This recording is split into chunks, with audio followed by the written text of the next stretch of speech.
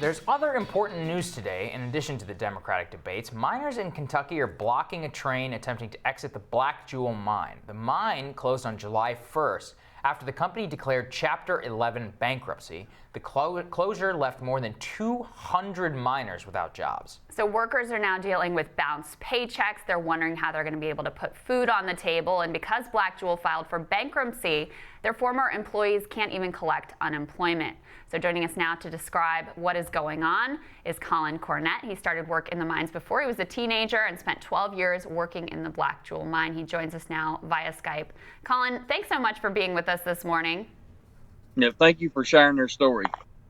Just tell us, get our viewers up to speed of exactly what happened here, how long you've been with the mine, and then what happened with your paychecks and where we're at now. Okay, I've been with Black Jewel for 2 years. On June the 28th, we were paid on a Friday with paper check. Everybody cashed them. Then we, my family and I went on vacation in Georgia. And while we were down there, Monday night, they told us that I got a message that the mines had been shut down. And then Wednesday morning, while we were on the beach, I got a message that to check our bank account, at which point our paycheck had been clawed back. When I came home, they technically still say that we're employed, but until last week, we weren't able to even roll our 401ks over. Mm-hmm. But we can't show up at the job site because they're not going to pay us. There's also another week's worth of pay that we've worked that we've not been paid. So 3 weeks of pay basically altogether. Everybody's around here, depends on these paydays. Mm-hmm. 3 weeks without a payday that you work for, that's a hard pill to swallow. I absolutely, Colin. So you're down there, you're joining us from the picket line right now. You are demanding to be paid, and you will not let coal be released, as I understand it, until that time comes. Tell us a little bit about the protest and what you're doing there. Basically, they're just a bunch of us sitting here on the side of the railroad track. We're going to stop that train from coming out. Mm-hmm.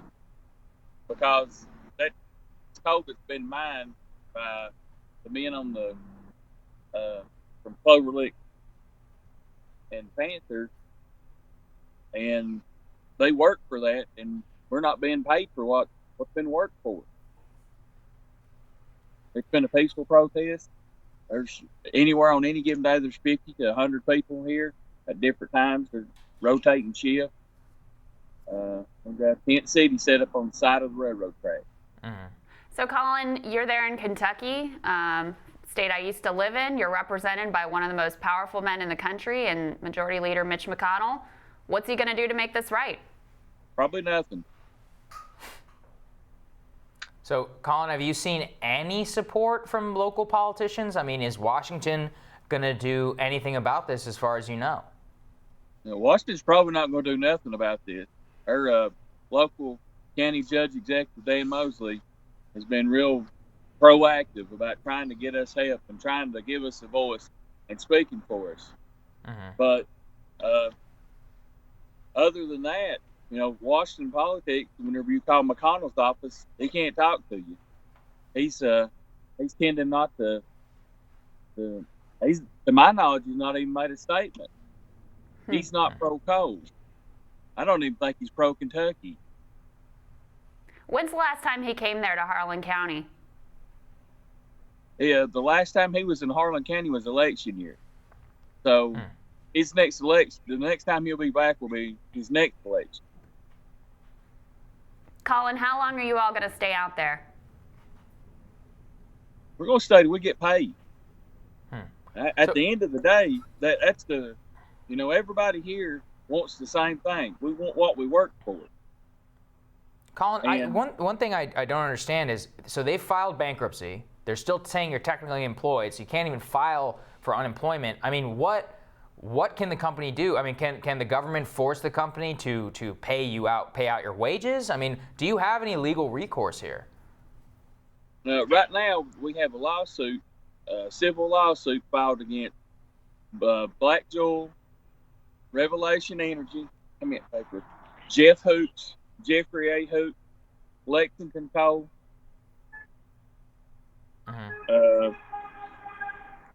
Yes.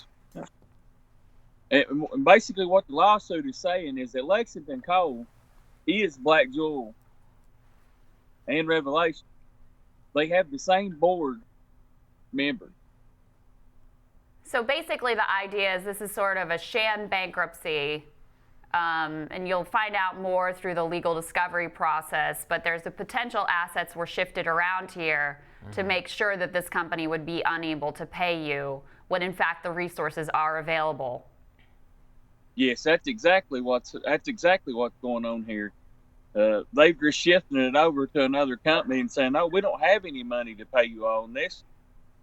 But the three companies, they all headquarter in the same spot.